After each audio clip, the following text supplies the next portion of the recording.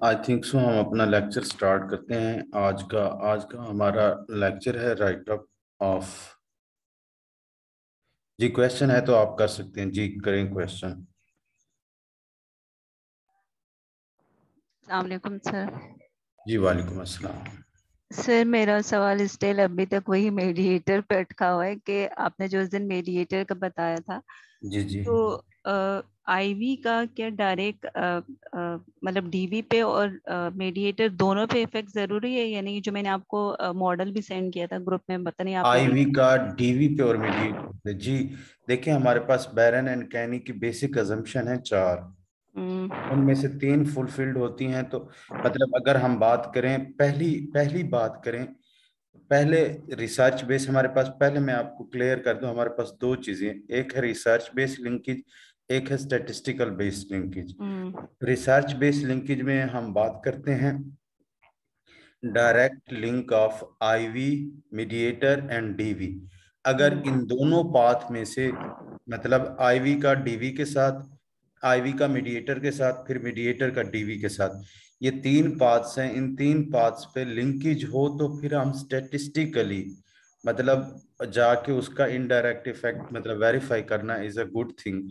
Let's suppose even though आपकी theoretical background या research base या लिटरेचर बेस बैकग्राउंड के ऊपर आपको लिंकेज मिलता है, बैरन एंड कैनी की जो अजम्पशन है, आपको थेरेटिकल बेसिस या लिटरेचर बेसिस पे लिंकेज मिलता है, तो आप जब स्टेटिस्टिकल एनालिसिस करती हैं तो इन तीनों पाथ, पहले फर्स्ट मतलब ये वाले तीन पाथ जिसमें आईवी डीवी को प्रेडिक्ट कर रहा हो, आईवी मीडिएटर को, मीडिएटर डीवी को प्रेडिक्ट कर रहा हो, ये तीन पाथ्स में से कोई एक पाथ भी नॉन सिग्निफिकेंट है तो हमें जो बैरन एंड कैनी की अजम्पशंस हैं वो हमें कहती है कि आप इनडायरेक्ट इफेक्ट फाइंड आउट ही नहीं कर सकते, क्योंकि आपकी बेसिक अजम्पशन वायलेट हो रही है। मीडिएशन की बेसिक अजम्पशन है IV predicts DV, IV predicts mediator, mediator predicts DV. और आईवी का अगर डायरेक्ट इफेक्ट जो है मैं डीवी पे ना करूं और मेडिएटर के थ्रू करूं तो वो करेक्ट होगा? देखिए वो तो आप आईवी का डीवी के ऊपर थ्रू मीडिएटर आपकी फोर्थ हम्म। ऑप्शन है। आपकी पहली तीन अजम्पशन है आईवी प्रेडिक्ट्स हाँ, डीवी, आईवी प्रेडिक्ट्स मीडिएटर, बिल्कुल। Mediator predicts DV. तो मतलब आप ये तीन अजम्पशन जब फुलफिल होंगी फिर आप आईवी का indirect effect on DV through mediator hmm. देखेंगे। हाँ, वो मैंने चेक किया था, फिर उसके दरमियान जो वो जीरो कोरिलेशन वो उसमें नहीं आता, जो यूएल एलएलसी होता है और यूएलसी होता है। तो जी वो जी। तो सर वो हो गया था करीब। पर मैं सिर्फ ये पूछना चाह रही हूँ कि मतलब ये जरूरी तो नहीं कि हम डायरेक्ट इफेक्ट भी मालूम करें और इनडायरेक्ट, मतलब अगर लेट सपोज मेरा जो है वो आईवी का डायरेक्ट उस पर मैंने मतलब डायग्राम या मॉडल में शो नहीं किया, तो क्या ये रॉन्ग तो नहीं होगा ना?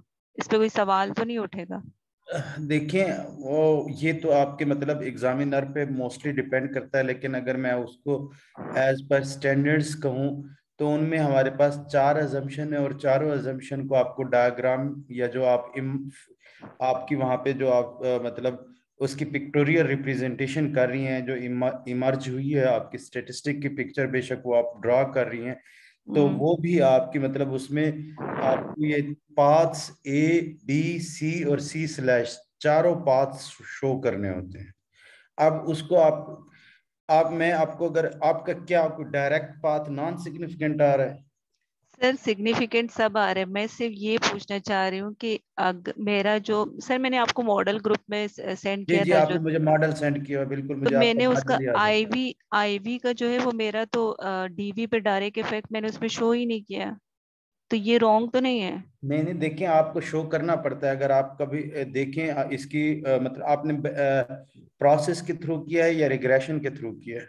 सर रिग्रेशन कोरिलेशन किए, फिर रिग्रेशन किए, फिर उसका इनडायरेक्ट इफेक्ट मालूम किया। रिग्रेशन के थ्रू इनडायरेक्ट इफेक्ट मालूम हम्म। किया। तो उसमें आपने उसमें मेरा जाती तौर पे मतलब ये राय है, मैं आपको एक पिक्चर शेयर करूंगा at the end of lecture. वो मतलब सिंपल मीडिएशन मॉडल की है, उसको आप एडिट कर सकते हो। उसमें आप देखें हम्म। हमारे पास जो आईवी का डायरेक्ट इफेक्ट है डीवी पे वो है सी, पाथ सी। वो यही तो मुझे कंफ्यूजन हो रही है कि मेरे वाले में सी पाथ नहीं है, तो मुझे यही तो कंफ्यूजन है। और मेरा थीसिस मैंने पूरा आपने किस सारा तरह काम कर आपने लिया है। तीनों आईवीज को इकट्ठे एक ही एनालिसिस में कैटर किया है, या? नहीं सर, मैंने तीनों आईवी आईवी को जो है वो मीडिएटर पे किया, और मीडिएटर का जो है मैंने डीवी पे किया है, ये किया है मैंने। तो आपके तीनों आईवीज जब आपने उनको डीवी के मेडी साथ किया, तीनों के तीनों सर डीवी सिग्निफिकेंट? डीवी पे नहीं किया है मैंने, उसको मीडिएटर पे किया है, और फिर मीडिएटर का जो है मैंने देखिए, डीवी। इस पे मैं मतलब आपको अगर समझा सकूं तो इसकी मैं एक पेज खोल लेता हूँ। इसकी जो अजम्पशन है हमारे पास, बड़ी बेसिक अजम्पशन है।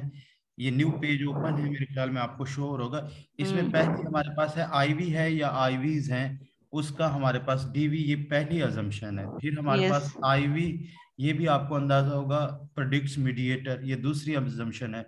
हम्म। Mediator predicts DV. अब हम्म।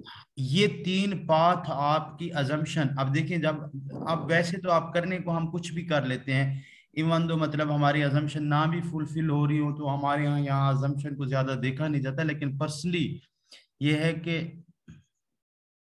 न्यू पेज शो नहीं हो रहा, just give me a second. Okay, आप देखिए न्यू पेज शो हो रहा है। Yes sir. जी, आईवी प्रेडिक्ट्स डीवी, पहली अजम्पशन सर आईवी ये प्रेडिक्ट्स। पहली वाली में ही पूछना चाह रही हूँ, क्योंकि मेरे वाले मॉडल में ये आईवी का डायरेक्ट जो है वो डीवी पे नहीं है, मेडिएटर एज मेडिएटर पे हो रहा है। पहला वाला जो तीन के मेरे पास आपकी आईवी। कोई स्ट्रांग रीजनिंग है? मेरी जो मतलब इसमें स्टैट्स और रिसर्च में अंडरस्टैंडिंग है, उसमें हम्म। मतलब आईवी आपके फर्स्ट पाथ पे प्रेडिक्ट करेगा, देन आप सेकंड अजम्पशन चेक करेंगे, फिर आप थर्ड अजम्पशन चेक करेंगे।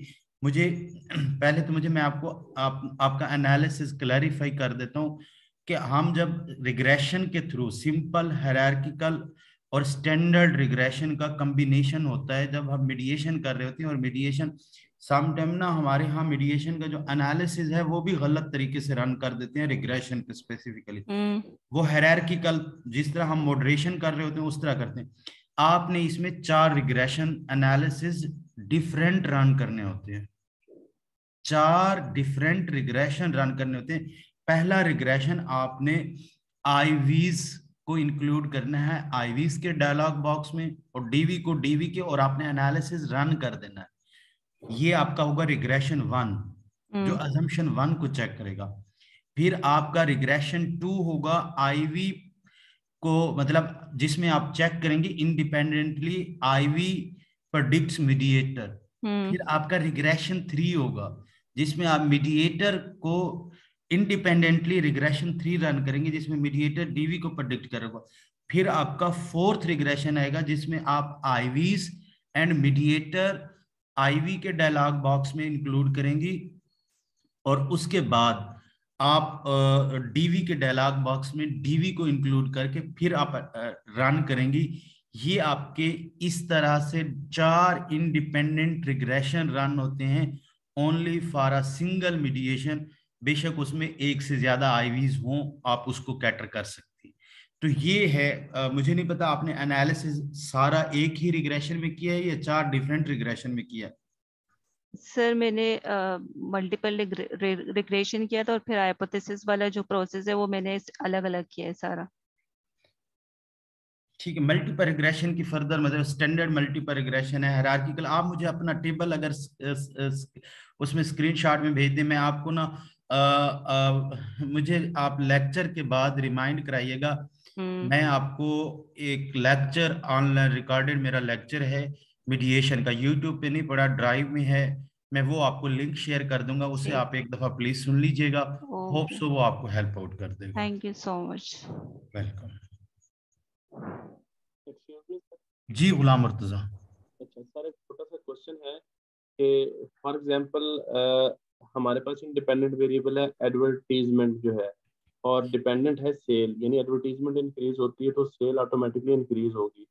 इसमें हम एक मॉडरेटिंग वेरिएबल लेते हैं कंपटीशन, कि जब कंपटीशन आएगा तो जाहिर सी बात है सेल पे इफेक्ट होगा। ठीक है, तो सर मेरा क्वेश्चन ये है कि ये अब ये सिनेरियो इसी तरह एग्जांपल्स हमें नेट पर भी मिल जाती हैं, मतलब आपकी तरफ से भी मिली। तो मेरा सवाल ये है कि ये सब कुछ हमें, हमारा जो टॉपिक होगा उसके अंदर हमें मॉडरेटर मॉडरेटिंग वेरिएबल उसके अंदर लिखे हुए मिलेंगे या ये हिडन होते हैं? हाँ, आपका थोड़ा सा एंड वाला जो क्वेश्चन है वो थोड़ा रिपीट कर दें, मुझे ना आवाज आपकी बाउंस हो रही थी गुलाम मुर्तजा, मुझे जी नहीं सर। समझ आया। सर मैं ये पूछना चाह रहा हूँ कि हमने जो कंपटीशन जो इसमें लिया है मॉडरेटिंग वेरिएबल, जी तो जी। ये सर हमारे जो टॉपिक होगा उसके अंदर लिखा होगा या फिर ये हिडन होगा? हम इसे एज अ हाइपोथेसिस हम चेक करेंगे, या फिर ये टाइटल के अंदर हमारा जो टॉपिक होता है उसके अंदर होना जरूरी है मॉडरेटिंग वेरिएबल, यानी नजर आए? हाँ, देखें, अगर आप थीसिस की बात कर रहे हैं तो उसमें मतलब हम जब वेरिएबल मेंशन करते हैं डेजर्टेशन के लिए, तो उसमें मतलब हमारा ये रिकमेंडेड होता है कि आपके जो वेरिएबल्स हैं मेन स्टडी वेरिएबल्स हैं, जैसे ये अब मुझे लग रहा है कि आपके मेन स्टडी वेरिएबल्स हैं, मतलब एडवर्टीजमेंट, सेल और कंपटीशन, ये तीनों मेन स्टडी वेरिएबल है, तो ये टाइटल में भी आपके होंगे और आप इनका राइटअप भी उसी तरीके से करेंगे, और इसको आप हाइपोथेसाइज्ड मतलब अपने हाइपोथेसिस भी उसी तरह फार्मूलेट करेंगे। इसको कहीं पे आपने हाइड नहीं करना, इसको मतलब आपने टाइटल में भी मेंशन करना है। टाइटल दरअसल यही होता है, कल हमारा लेक्चर एंड हो गया था कि आपके थीसिस, आपका टाइटल पढ़ने के बाद एक पर्सन को आपके काम की ऑलमोस्ट 30 to 40% असेसमेंट हो जाए कि आपने क्या किया है, कैसे किया है, वो तो डेफिनेटली आपके टाइटल से नहीं पता चल सकता, उसको वो आपका वर्क ओपन करना पड़ेगा। तो मतलब आपने क्या किया है वो आपके टाइटल से शो हो जाए, इसलिए कुछ यूनिवर्सिटीज ये कहती है कि, मैंने जैसे कल आपको बताया था कि कुछ यूनिवर्सिटीज, कुछ एक्सपर्ट जो रिसर्चर हैं, कुछ यूनिवर्सिटीज हैं, उन्होंने मिलकर ये प्लान मतलब ये सेट किया हुआ है कि आपका टाइटल सिंपल हो, पहले आईवी, मीडिएटर और मॉडरेटर, देन डीवी। लेकिन कुछ ने कहा हुआ कि नहीं, आप मतलब स्पेसिफिकली ये मेंशन करें कि relationship of IV and with DV, फिर रोल ऑफ लेट्स सपोज आपका कंपटीशन। तो वो भी मैंने रोल इसलिए एकेडमिक रिसर्चेस के लिए कहा है कि आपका मिसाल के तौर पे जब आप सिनॉप्सिस बना रहे होते हैं तो उस टाइम अभी आपको लिटरेचर इतना एक्सटेंसिव नहीं हुआ होता। अगर एक्सटेंसिव लिटरेचर बाद में जब हम करते हैं, वो अगर मीडिएटर था, आपने मेंशन कर दिया, वो मॉडरेटर निकला है, तो आप टाइटल चेंज नहीं कर सकते, क्योंकि टाइटल आपका अप्रूव्ड होता है और वो टाइटल देख के ही फिर आप क्या जो हार्ड बाइंडिंग है वो रिसीव करते हैं। जी बिल्कुल, thank you sir. Welcome.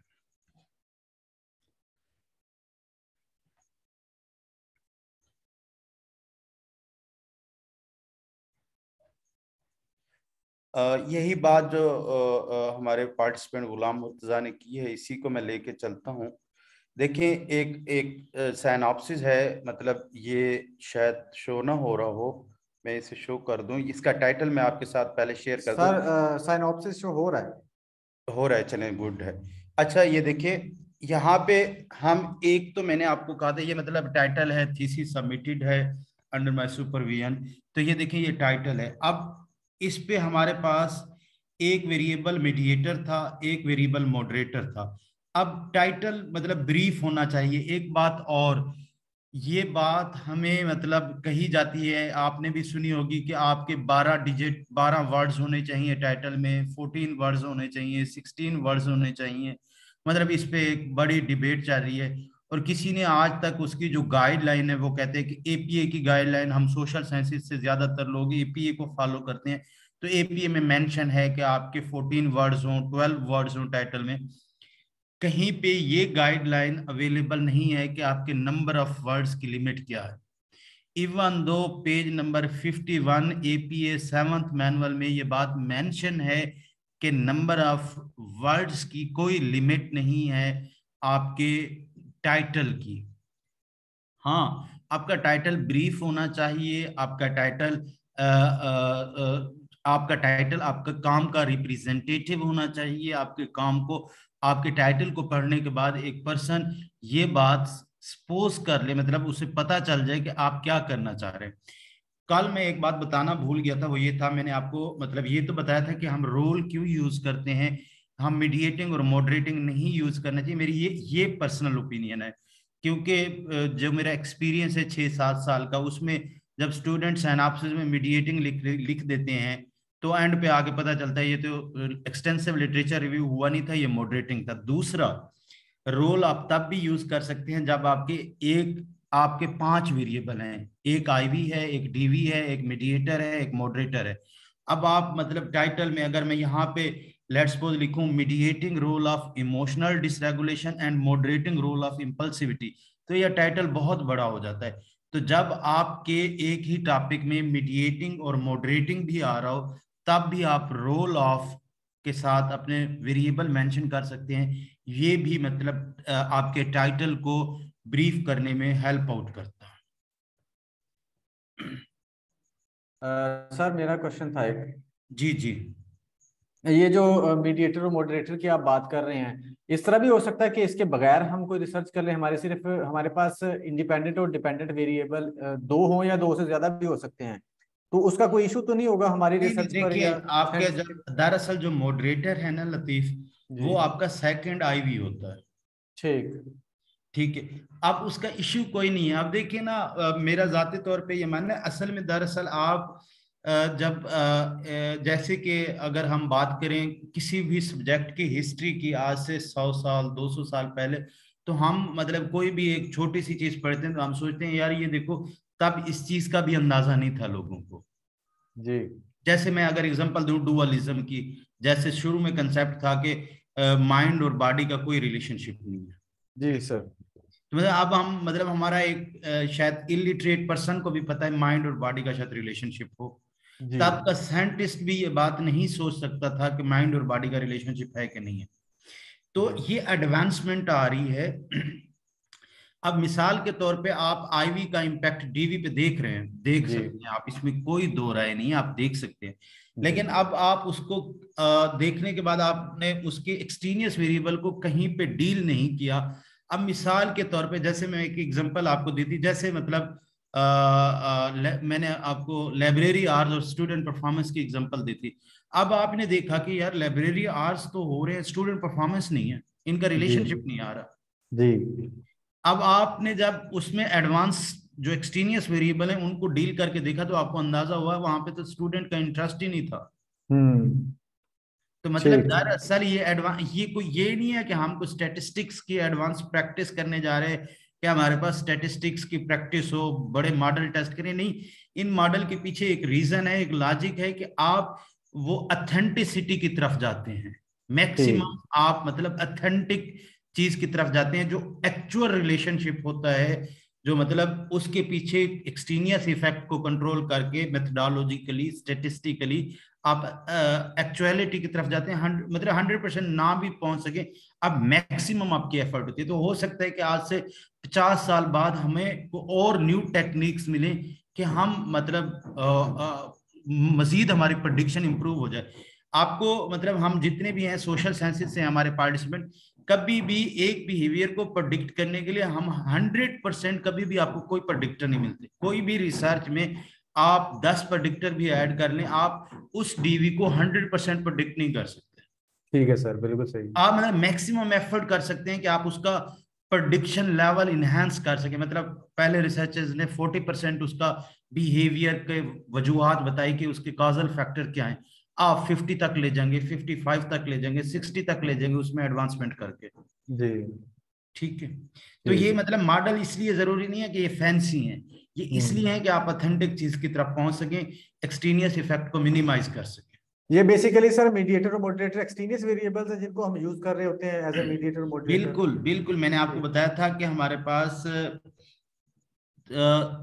3 set of variable हैं, कॉन्टिन्यूअस, डिसकॉन्टिन्यूअस और इंडिपेंडेंट और डिपेंडेंट वेरिएबल। और तीसरा जो वेरिएबल है वो है एक्सट्रेनियस वेरिएबल। एक्सट्रेनियस वेरिएबल को डील करने के लिए हम मैक्स मिन कॉन का प्रिंसिपल अप्लाई करते हैं। उसमें हम 3 तरीकों से एक्सट्रेनियस वेरिएबल को डील करते हैं। किसी भी एक तरीके से अगर हम 100% डील कर दें, मतलब अब सारे एक्सट्रेनियस वेरिएबल को आप स्टडी वेरिएबल नहीं बना सकते। जी सर। आप कुछ को स्टडी वेरिएबल बना लेते हैं, कुछ को आप मेथड में जाके कंट्रोल कर लेते हैं। जैसे उसमें 3 तरीके हैं, by taking extraneous variable as your study variable, methodological control statistical control. जी कुछ वेरिएबल आप ले लेते हैं एक्सट्रेनियस वेरिएबल अपने स्टडी वेरिएबल में, और उनकी नेचर के हिसाब से आप डिसाइड कर लेते हैं वो मीडिएटर है या मॉडरेटर। ठीक कुछ को आप मेथड में जाके कंट्रोल करते हैं, जैसे आप कहते हैं ना कि मैं फिजिकल डिसेबिलिटी के लोग नहीं लूंगा। जी क्यों नहीं लेंगे आप? क्योंकि वो एक्सट्रेनियस इफेक्ट कर सकते हैं, आप मेन स्ट्रीम पॉपुलेशन पे काम कर रहे हैं। जी ठीक हो आप मिसाल के तौर पे यूनिवर्सिटी स्टूडेंट पे रिसर्च कर रहे हैं, तो आप कहते हैं कि मैं मैरिड लोग नहीं लूंगा, क्योंकि वो उस तरह के लोग हैं जो शायद उस तरह पॉपुलेशन का हिस्सा नहीं है, मतलब 2%, 3%, 5% होंगे, तो आप उनको एक्सक्लूड, उसे स्पेसिफिक कर देते हैं या कांस्टेंट कर देते हैं कि मैं ये नहीं लूंगा। अब मिसाल के तौर पे आप किसी ऐसी चीज पे रिसर्च, आप मिसाल में देता हूँ, आप पुलिस ऑफिसर्स पे रिसर्च कर रहे हैं, जी सर तो आप वहां पे जेंडर को आपको स्पेसिफिक करना पड़ेगा। हो सकता है फीमेल की, मेरी एक पर्सनल इसमें ये है कि फीमेल की रिप्रेजेंटेशन वैसे ना हो जैसे मेल्स की है। सही है, ठीक है सर। तो ये मतलब आप देखें, आप अगर जेंडर को स्पेसिफिक ना करें तो आपके पास 140 क्वेश्चन या फील्ड हो मेल के, 10 फील्ड हो फीमेल के, तो जी एक्सट्रेनियस इफेक्ट आ जाएगा। बिल्कुल सही है। तो ये हम मेथडोलॉजिकली कंट्रोल भी करते हैं। फिर जो इन्फॉर्मेशन बच जाती है, अब क्या ऐसे मुमकिन है कि सारे पुलिस ऑफिसर्स आप एक ही बैच के सिलेक्टेड लोग लें? No sir. अब आप स्ट्रिंजेंट मेथडोलॉजिकल कंट्रोल नहीं करते, फिर आप कुछ वहां पे मेथडोलॉजिकल कंट्रोल को लूज कर देते हैं। वो इंफॉर्मेशन आप जाके पूछते हैं डेमोग्राफिक में, जी उससे कैसे आप कैटर करेंगे? Year of experience. ठीक है सर। उसको फिर हम स्टैटिस्टिक्स में डील करते हैं, वो हमारा पूरा टॉपिक है, उसको हम देखेंगे स्टैटिस्टिक्स में हम कैसे डील करते हैं। जो मीडिएशन कर रहे हैं उन्होंने शायद हायरार्की का रिग्रेशन के तहत किया हो। खैर, जी सर। सर एक छोटा सा क्वेश्चन है टॉपिक के हवाले से। जी जी प्लीज। अच्छा सर, ये जो हमारे सामने टॉपिक है impact of critical thinking, sir आपकी काइंड आवाज आज मुझे थोड़ा सा सुनने जी में सर। जी जी अब सर ये क्लियर। जो सर ये जो टॉपिक है सिनॉप्सिस पे लिखा हुआ था काइंडली, तो वो स्लाइड में ऐसा लगे क्लियर हो गई है, तो सर उसमें काइंडली इलेबोरेट कीजिएगा कि इंडिपेंडेंट कौन सा है, डिपेंडेंट कौन सा है, मॉडरेट कौन सा आपकी है। आवाज मुझे नहीं सही तरीके से आ रही, उसे एलेबोरेट करना है। जी जी सर, वो जो टॉपिक है ना जो अभी नजर आ रहा था सामने, उसमें मॉडरेटिंग और जो मीडिएटिंग वेरिएबल है वो, और डिपेंडेंट और इंडिपेंडेंट, ये सर इसमें क्लियर कर दें कौन कौन से।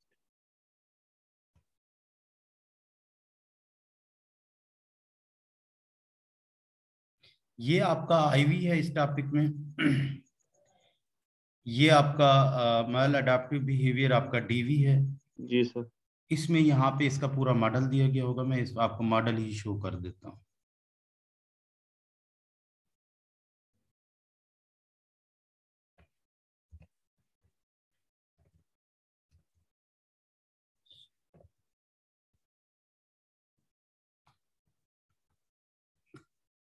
इसमें दो मीडिएटर है, मीडिएटर 1 और mediator 2। Criminal thinking is IV. Emotional criminal thinking lead करेगी इमोशनल डिसरेगुलेशन को।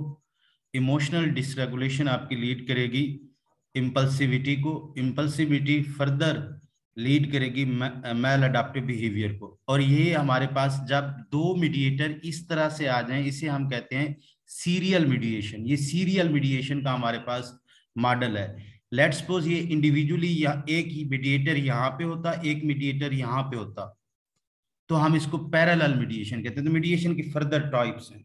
ये सीरियल मीडिएशन का मॉडल है।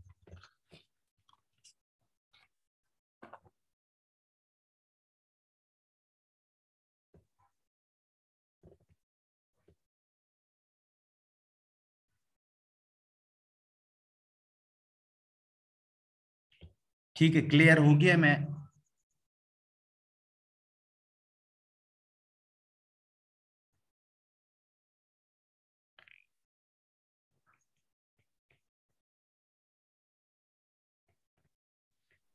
अस्सलाम वालेकुम सर।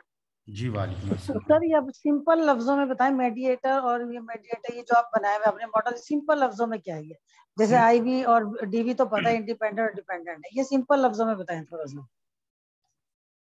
सिंपल लफ्जों में मैं आपको बताता हूँ। मतलब मैं क्योंकि अक्सर क्लास में तो बड़ी ये जो हमारी कॉमन लाइफ एग्जांपल्स हैं वो यूज करता हूँ। मैं आपको मॉडरेटर बताता हूँ। मतलब पहले मैंने आपको मॉडरेटर का हमारे पास कंसेप्ट है कि वो वेरिएबल जिसके आने से आईवी और डीवी का रिलेशनशिप स्ट्रांग या वीक हो जाए, जी सर। उसे मॉडरेटर कहते हैं। और इसकी सोशल एग्जांपल है कि माँ और बेटे के ताल्लुक में बहू का जो इफेक्ट है वो मॉडरेटर है।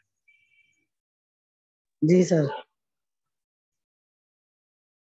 अब बहू के आने के बाद माँ और बेटे का ताल्लुक जो है ना, उसमें हमारे पास वो हो जाता है। खैर, दूसरी एग्जांपल ये है, मीडिएटर ऐसा वेरिएबल होता है।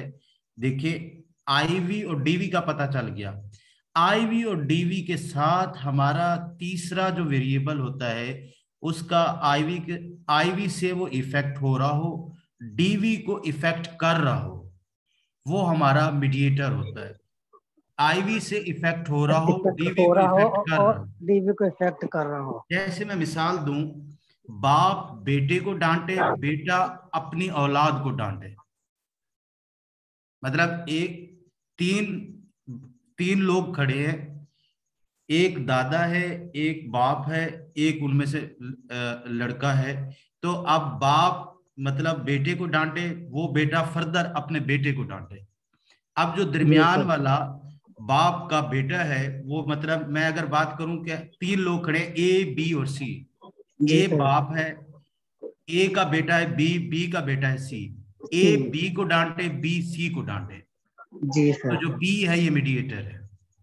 जी सर। जी सर, थैंक यू।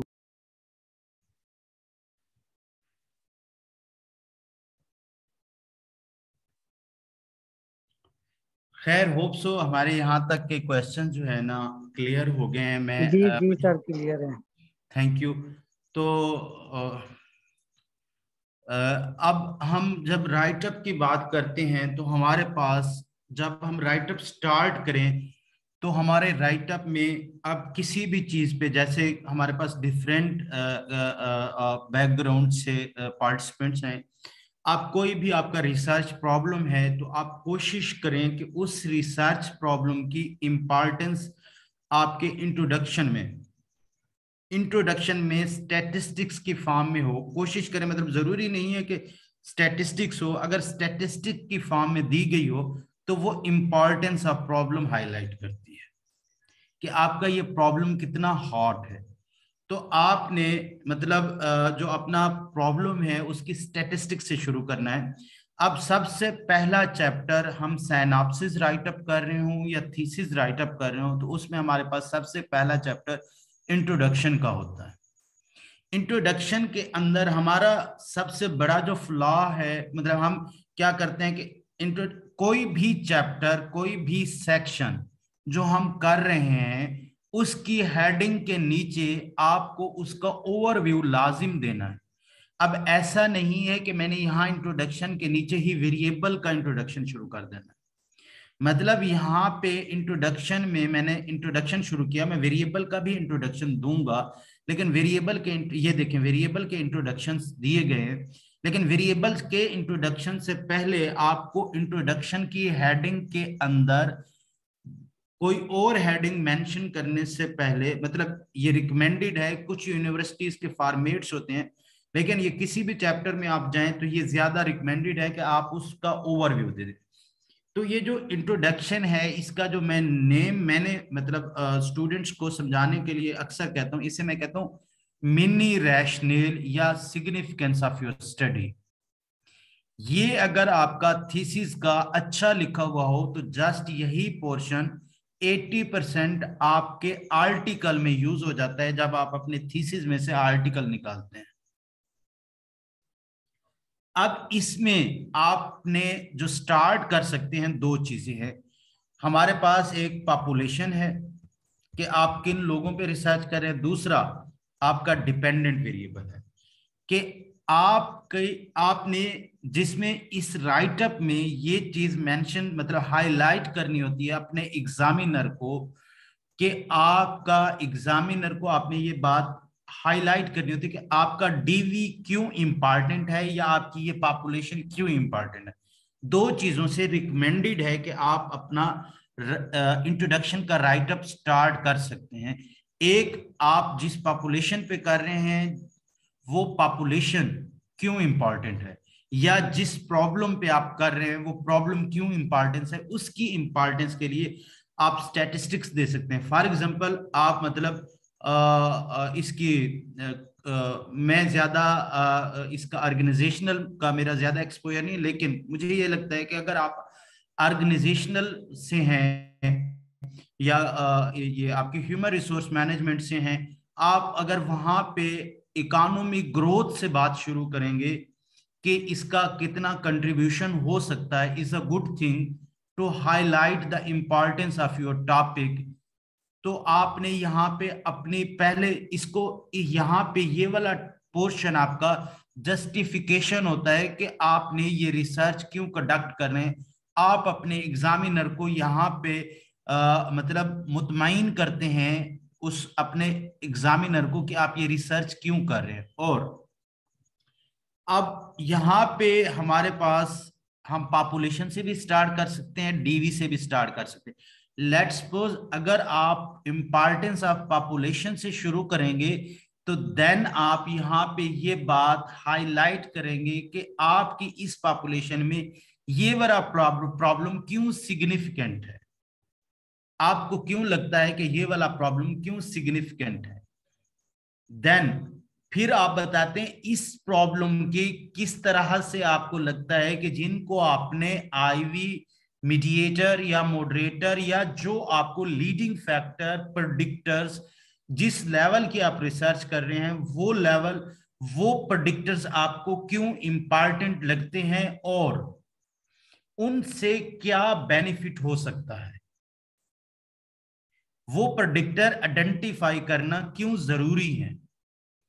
और दूसरा राइटअप में मतलब ये बात मुझे बार बार जहन में आ रही थी, राइटअप आपका सेल्फ एक्सप्लेनेटरी होता है। राइटअप आपका सेल्फ एक्सप्लेनेटरी का मतलब है कि आप खुद से आपको कोई चीज कोई सेंटेंस कोई पैराग्राफ कोई पढ़ के आपसे ये ना पूछे कि इसका मतलब क्या है, आपका राइटअप बता रहा हो आपके एग्जामिनर को कि इसका मतलब क्या है, आपको खुद से ना बताना पड़े, आपका राइटअप सेल्फ एक्सप्लेनेटरी हो।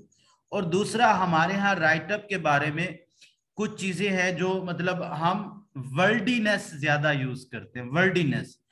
और दूसरी बात हम जो मतलब हमारी कॉमन मिस्टेक्स हैं राइटअप की उसमें एक वर्डीनेस, दूसरा हम जो है ना डिफिकल्ट वर्ड यूज करने की कोशिश करते हैं कि डिफिकल्ट हो, और तीसरी जो हमारी गलती होती है हमें पता ही नहीं चलता हम बड़े बड़े सेंटेंसेस बना देते हैं। हाँ सम टाइम कहीं पे आपको लगता है कि ये जरूरत है तो आप सेंटेंस की मतलब ज्यादा लेंथी हो, वरना आपका सेंटेंस स्मार्ट होना चाहिए, ब्रीफ होना चाहिए ताकि इजी टू अंडरस्टैंड हो।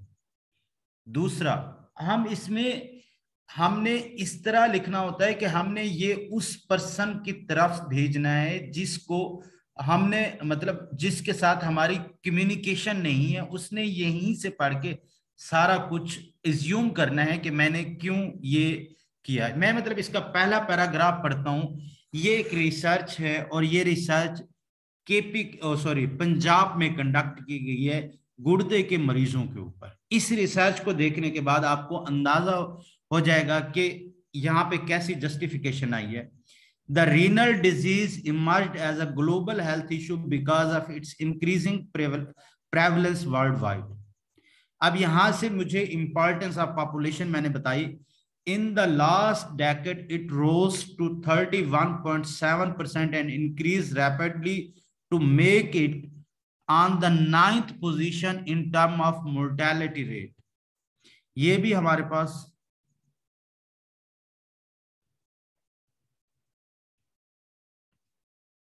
टॉपिक ऑफ द रिसर्च में मेंशन कर देता हूं। खैर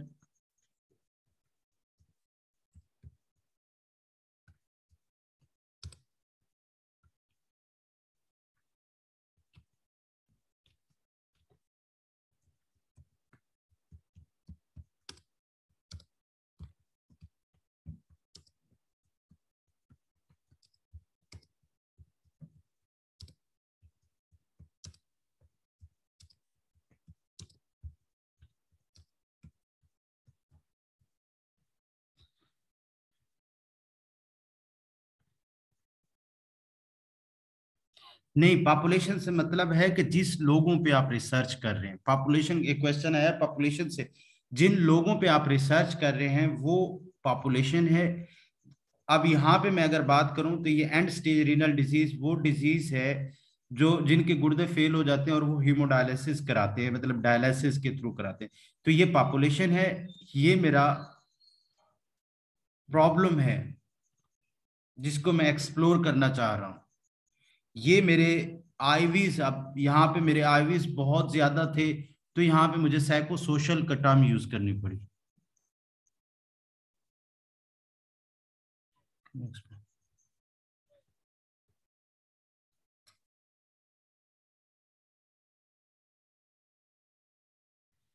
अब कुछ थीसिस में अलाइना मैंने देखा है कि इंटरेस्ट वो मतलब उसको कहीं जस्टिफाई करते हैं, लेकिन हमारे यहाँ इसको इनकरेज नहीं किया जाता। हमारे यहाँ साइंटिफिक राइटअप में ये बात कही जाती है कि आप अपना इंटरेस्ट साइंटिफिकली लॉजिक्स देके उसको मतलब आप इम्पोर्टेंस हाईलाइट कर सकते हैं।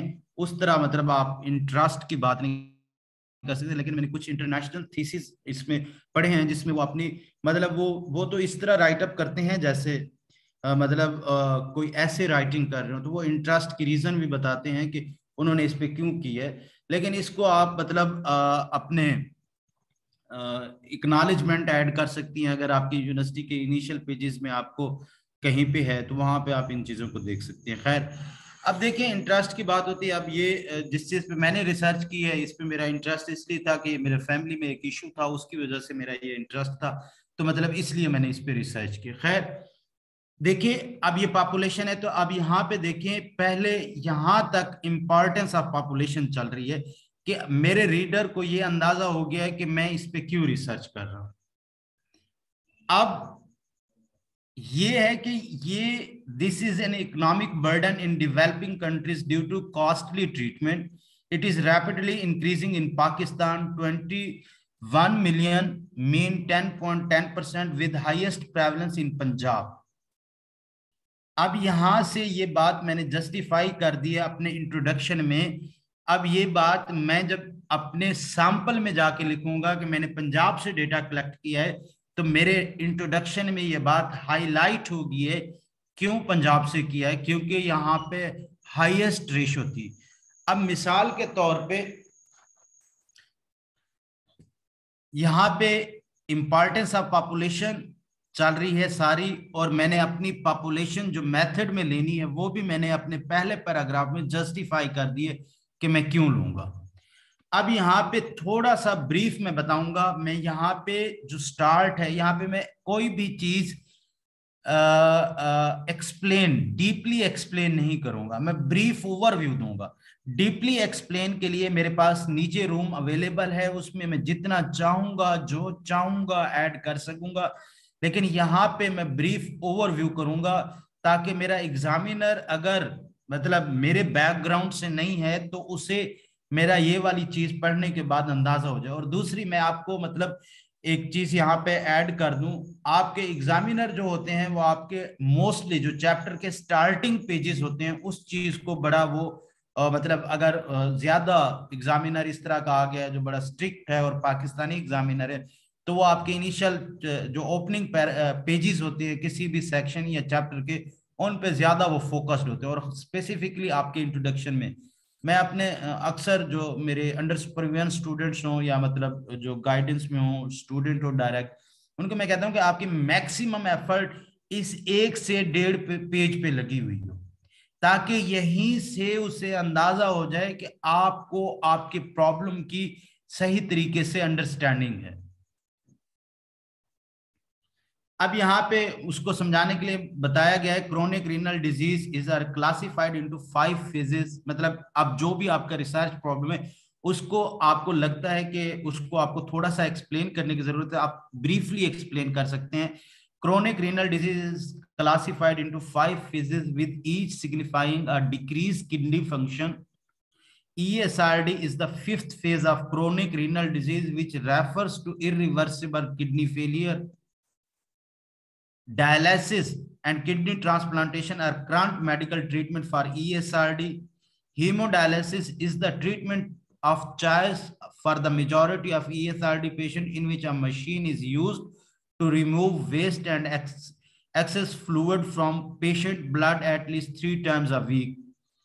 The whole process HD takes 4 to 6 hours per session, requiring complicated medication regime due to complete restriction of fluid and food intake. अब यहाँ पे मैंने अपना रिसर्च प्रॉब्लम आके एक्सप्लेन किया। मैं क्वेश्चन देखता हूं, मुझे ये प्लीज मैं वो कर लूं। यहाँ पे जो ट्रीटमेंट एडहेरेंस है मैंने उसको आके एंड पे पहले ब्रीफ किया है कि एंड मेरा रिसर्च जो लेट्स सपोज जो मेरा प्रॉब्लम है, जिन लोगों को मैं ले रहा हूं उन लोगों के बारे में अगर नहीं पता, लेट्स सपोज आप यूनिवर्सिटी स्टूडेंट है तो यूनिवर्सिटी स्टूडेंट्स का कॉमनली हर एग्जामिनर को पता है, आपके हर रिव्यूअर को, रीडर को पता है, तो उसको एक्सप्लेन करने की जरूरत नहीं है। अगर आप ऐसी कोई यूनिक पॉपुलेशन ले रहे हैं जिसके ऊपर आपको लगता है कि आपका एग्जामिनर, आपका रिव्यूअर की अंडरस्टैंडिंग में भी ना हो, तो आप उसमें आपको अगर लगता है 10% भी लगता है तो आप जरूर ये चीज ऐड करें।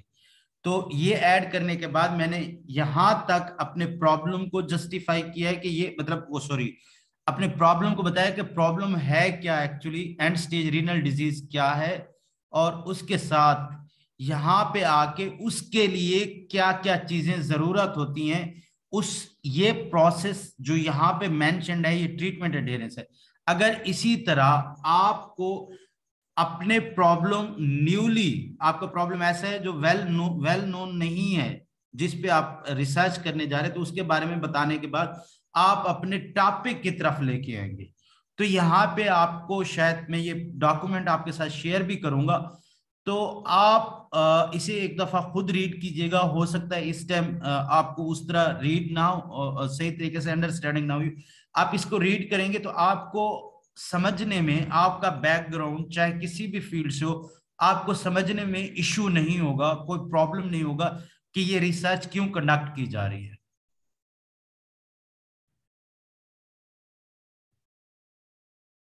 जी मैं इस चीज पे लाना आता हूं ओवरव्यू के बाद, हम वेरिएबल पे बाद में आएंगे।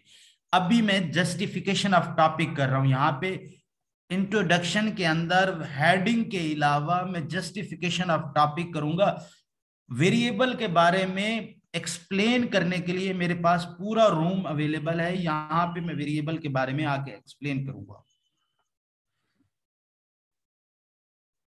अब it is mandatory for the survival of ESRD patient undergoing hemodialysis to show lifetime commitment to medication compliance.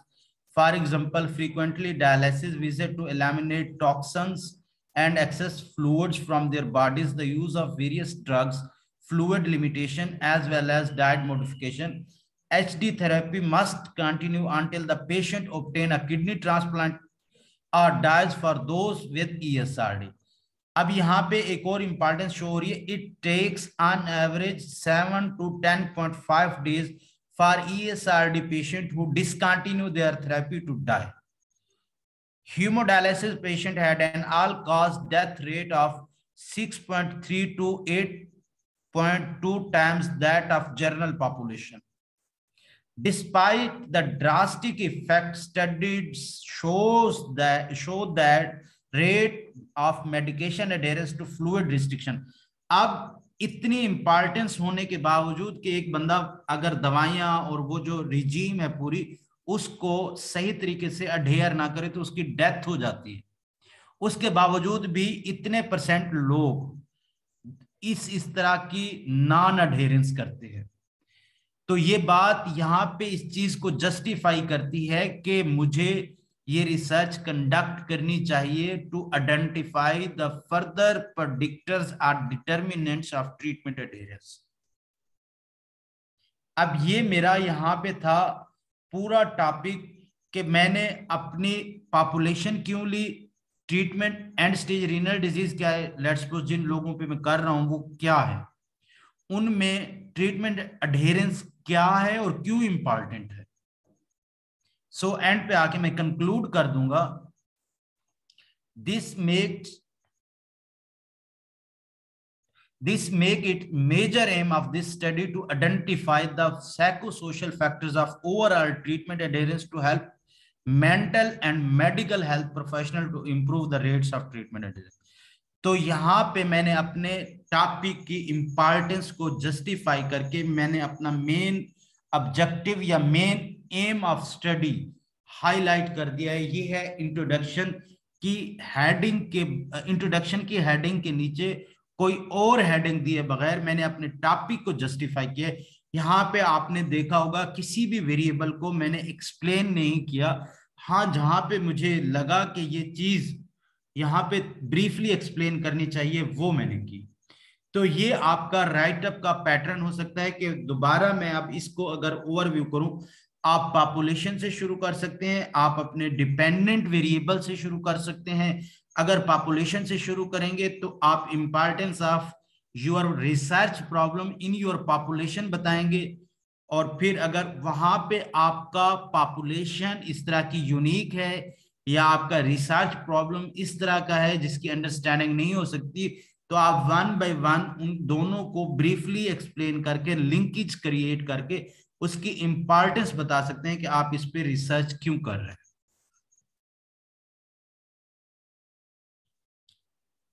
यहाँ पर सर एक कंफ्यूजन दूर कर दीजिएगा। समटाइम ऐसा होता है कि हम कंफ्यूज हो रहे होते हैं कि हमें क्या लिखना है क्या नहीं लिखना। तो क्या सर इसमें कोई हार्ड एंड फास्ट रूल तो नहीं है ना? अब मुझे ऐसा लग रहा है कि मेरे टॉपिक में कुछ फैक्टर्स हैं जो मैंने बयान कर दिए हैं, लेकिन मुझे लग रहा है कि यार ये अगर मैं ये चीज भी ऐड कर दूं तो ये थोड़ा सा और इफेक्टिव हो जाएगा। यानी कि मैं अगर टॉपिक से मेरे मिलती चीज है या वो मेरे टॉपिक को सपोर्ट कर रही है जो मैं बयान करना चाह रहा हूँ, तो मैं लिख सकता हूँ ना कोई भी चीज सर? हाँ, लेकिन वहां पे आप कोई भी चीज जो आपके टॉपिक को सपोर्ट करे आप मेंशन कर सकते हो, उसमें कोई इशू नहीं है। लेकिन एक बात का ख्याल रखना है कि जो चीज जहां पे जरूरत है वही एक्सप्लेन करें। अब मैं आपको मतलब यहाँ पे डेफिनेशन ऑफ वेरिएबल शुरू कर दूं, एक्सप्लेनेशन ऑफ वेरिएबल यहाँ पे इस पोर्शन में शुरू कर दूं तो वो सूटेबल नहीं है, क्योंकि मेरे पास उसके लिए यहाँ पे रूम अवेलेबल है। नहीं सर, मैं ये वाली बात नहीं कर रहा। ये अब मैं आपकी बात समझ गया कि जिस पोर्शन जो हम आपकी लतीफ आवाज कट रही है बिल्कुल, मुझे तो आना बंद हो गई है।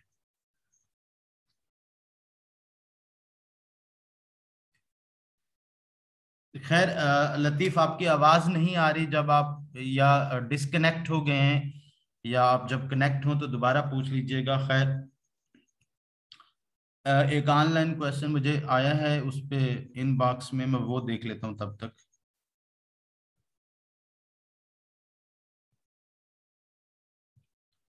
सर आप एक पेज पे स्टेप यूजेशन मेंशन कर दें जिसके बेस पे हमें इंट्रोडक्शन एंड थीसिस।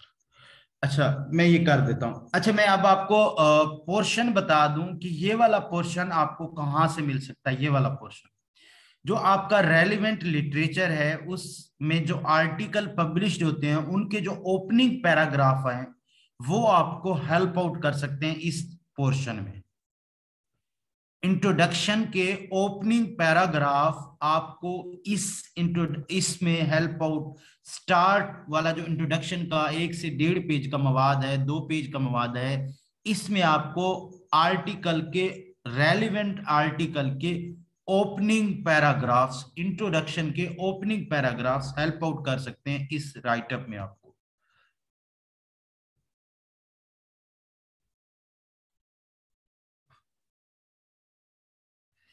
अलैना, आप मुझे सर आप एक पेज पे स्टेप यूजेशन मेंशन कर दीजिए जिसकी बेस पे हमें इंट्रोडक्शन एंड थीसिस लिखना है। आपको तो आपके अपने टॉपिक की बेस पे बेटा लिखना है अपना क्या होता है इंट्रोडक्शन। और आप इंट्रोडक्शन में ये स्टेप यही फॉलो होते हैं। आपका टॉपिक कोई भी हो आप इसी तरह उसका इंट्रोडक्शन स्टार्ट में जस्टिफिकेशन करेंगे। उसके बाद आपका डिपेंड करता है कि आप मतलब आप अगर देखें इंटरनेशनल थीसिस तो उनका जो प्रोटोकॉल है वो फिर इस तरह से करते हैं जो मैंने यहाँ पे दी है। जो लोकल है वो फिर सुपरवाइजर की मर्जी पे डिपेंड करता है। लेट्स सपोज मैं आपको कहूँ कि आपने बस 100% डीवी ही से स्टार्ट करना है, यहाँ पे जो नीचे मैंने ये हायरार्की दी हुई है ऐसा नहीं है। अगर आपका सुपरवाइजर कहता है कि नहीं आप डीवी से ना शुरू करें, आप आईवी से शुरू करें, तो मतलब ये टोटली डिपेंड करता है। इसका कोई हार्ड एंड फास्ट रूल नहीं है। मतलब मैंने ऐसे भी थीसिस देखे हैं जो आईवी से शुरू हो रहे हैं इंटरनेशनल, और ऐसे भी देखे हैं जो डीवी से शुरू हो रहे हैं। लेकिन इसमें मतलब जो जस्टिफिकेशन है वो ये है कि आपका मेन जो रिसर्च प्रॉब्लम है वो डीवी होता है, तो इसलिए अगर आप डीवी से शुरू करें इज अ गुड थिंग। तो उसके बाद इससे भी हट के अगर आपको लगता है कि आप जिस पॉपुलेशन पे कर रहे हैं, मतलब अगर यूनिवर्सिटी स्टूडेंट नहीं है, कोई यूनिक पॉपुलेशन है और आपको लगता है कि उसको आपको एक्सप्लेन करने की जरूरत है, तो आप डीवी से भी पहले अपनी पॉपुलेशन से भी शुरू कर सकते हैं कि अब आप हेडिंग देंगे अपनी पॉपुलेशन की या डीवी की। अगर आपको लगता है कि आप ऐसी चीज पे काम कर रहे हैं जिस पे आपको उनके बारे में बताने की जरूरत महसूस है, तो आप पॉपुलेशन की हेडिंग इसके बाद आप अपनी पॉपुलेशन की हेडिंग दे सकते हैं अगर लगता है यूनिक। अगर यूनिक नहीं है तो आप अपनी स्टडी के वेरिएबल से depending on the guidance of your supervisor आप शुरू कर सकते हैं।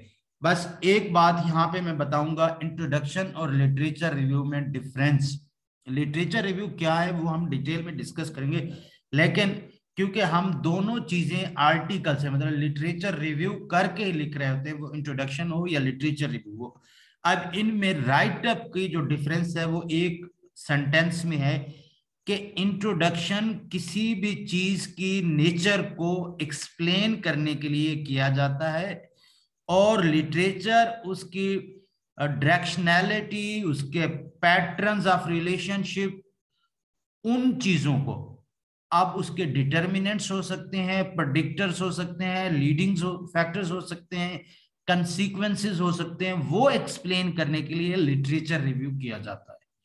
इंट्रोडक्शन जस्ट आपका वेरिएबल को एक्सप्लेन करने के लिए किया जाता है। हमारे यहाँ अब कभी ऐसा हो कि आपके सुपरवाइजर, कुछ हमारे गाइड मेंटोर ऐसे भी हैं जो relationship of your IV with DV की हेडिंग ऐड करवा देते हैं इंट्रोडक्शन में, वो फिर आपको जहरी बातें करनी पड़ती है। लेकिन आप खुद एज अ रिसर्चर सोचें कि अगर वो हेडिंग इंट्रोडक्शन में ही ऐड करनी है तो फिर लिटरेचर रिव्यू का चैप्टर लिखने की क्या जरूरत थी।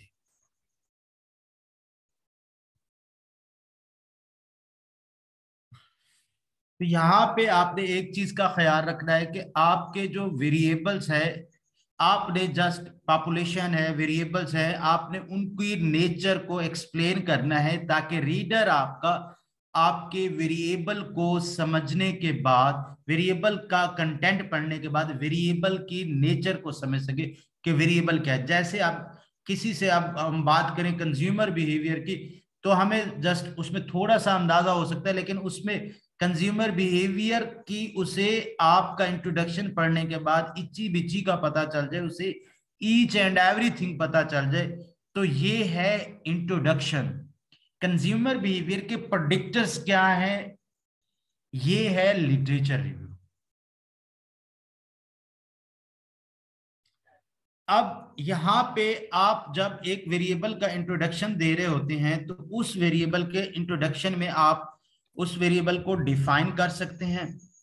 अगर एक से ज्यादा डेफिनेशंस अवेलेबल हैं, जैसे मतलब एक से ज्यादा डेफिनेशंस भी अवेलेबल हो सकती हैं, अब उसमें आपकी एक से ज्यादा डेफिनेशन क्या एज के हिसाब से आई है, मतलब with passage of time I है, या डिफरेंट लोगों ने डिफरेंटली उस चीज को परसीव किया है। अगर over the time period I हैं और वो construct over the time period उसको डिफरेंटली डिफाइन किया गया है, तो अब आप स्टार्ट में यहां से स्टार्ट ले सकते हैं कि over the different time period इसमें कंस्ट्रक्ट को डिफरेंटली कंसीव किया गया है या कंसेप्चुअलाइज किया गया है। अब वहां से आप जितनी भी डेफिनेशन आई है वो आप ऐड कर सकते हैं जस्ट एक वर्ड ऐड करने के बाद। लेकिन अगर हम ऐसे 5-4 डेफिनेशंस ऐड कर दें तो वो मतलब उसका कोई लिंकेज, कोई उस तरह का खास लिंकेज नहीं बनता। अब अगर उसको डिफरेंट ऑथर्स ने डिफरेंट कंसेप्चुअलाइज किया है तो आप जाहिर बात है वहां पे डिफरेंट ऑथर्स ने डिफरेंट कंसेप्चुअलाइज किया और उसकी आप वो जो मेन ऑथर्स की कंसेप्चुअलाइजेशन है उससे शुरू कर सकते हैं। और उसके बाद आपके डीवी की जो आपका वेरिएबल है, कोई भी वेरिएबल है, उसका यही पैटर्न होगा। आप आईवी को कर रहे हैं, डीवी को कर रहे हैं, डेफिनेशंस उसको एक्सप्लेन, उसके डायरेक्शंस सॉरी टाइप्स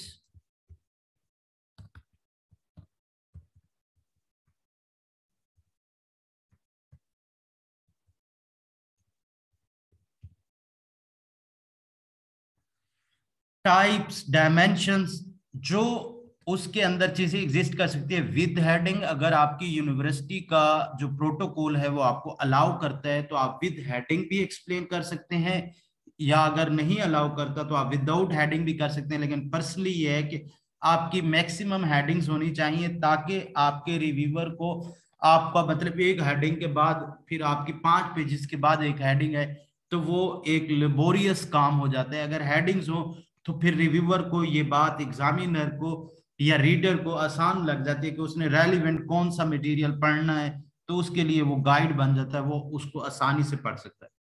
उसके बाद एक चीज जिसपे डिफरेंट लोगों की डिफरेंट ओपिनियन है, लेकिन मैं आपको एक चीज यहाँ पे क्लियर करूंगा। एक वर्ड, 2 वर्ड हैं, एक को हम थियोरेटिकल बैकग्राउंड कहते हैं या थ्योरेटिकल पर्सपेक्टिव कहते हैं। इसको हम पर्सपेक्टिव भी कहते हैं और theoretical background and theoretical framework, sorry.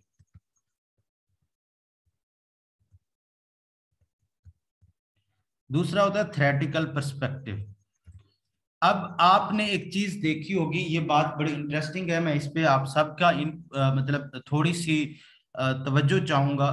जो थ्योरेटिकल पर्सपेक्टिव या थ्योरेटिकल बैकग्राउंड होता है, ये आपके टॉपिक के, आपके पूरे जहां पे आप वेरिएबल अपने ये सारी चीजें एक्सप्लेन कर चुके होते हैं, ये उसके एंड पे आता है। कुछ यूनिवर्सिटीज के प्रोटोकॉल में ये इंट्रोडक्शन के चैप्टर में होता है, कुछ यूनिवर्सिटी के प्रोटोकॉल में ये थीसिस लिटरेचर रिव्यू के चैप्टर में होता है। अब ये जो थ्योरेटिकल फ्रेमवर्क होता है ये आपके पूरे टॉपिक को एक्सप्लेन कर रहा होता है कि आपका पूरा टॉपिक जिस थ्योरी पे या जिस पर्सपेक्टिव पे बेस कर रहा है, ये पूरे टॉपिक को एक्सप्लेन कर रहा होता है। लेकिन सम टाइम ऐसा होता है कि अब आपकी हर वेरिएबल की भी तो थ्योरी है जो एक्सप्लेन कर रही है उसकी नेचर को। अब एक वेरिएबल के ऊपर आपकी 5 थ्योरीज हो सकती हैं, 3 थ्योरीज हो सकती हैं, 2 थ्योरीज, 1 थ्योरी, कुछ भी हो सकता है। तो अब आप अपनी थ्योरेटिकल पर्सपेक्टिव के साथ अपने वेरिएबल को इंडिविजुअली डिफरेंट थ्योरिस्ट ने कैसे उसके बारे में आपको इंफॉर्मेशन दी है वो आप उस वेरिएबल की सब हेडिंग के अंदर ऐड कर सकते हैं। लेकिन थ्योरेटिकल फ्रेमवर्क में आप अपने पूरे टॉपिक को, जिस तरह कल हमने डिस्कस किया है कि इंटीग्रेशन कर रहे हैं, आप एक्सटेंशन कर रहे हैं, या आप एक थ्योरी को टेस्ट कर रहे हैं, जर्नल थ्योरी को स्पेसिफिक पॉपुलेशन में टेस्ट कर रहे हैं, तो वो आप यहाँ पे थ्योरेटिकल फ्रेमवर्क में ऐड कर सकते हैं। ऑनलाइन क्वेश्चन में ले लूं, काफी ज्यादा हो गए 4।